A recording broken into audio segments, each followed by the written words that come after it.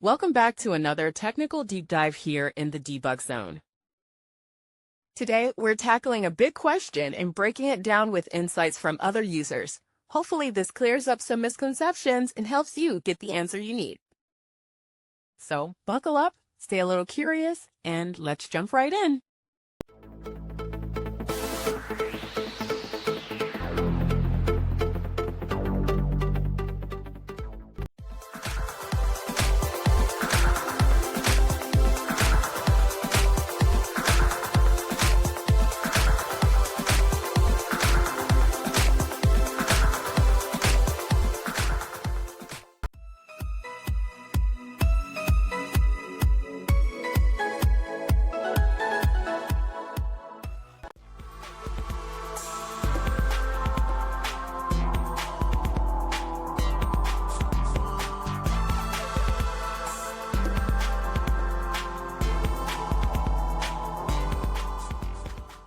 And that's a wrap. I hope you found the answer you were looking for. If you did, take a second to hit that subscribe button. It really helps out.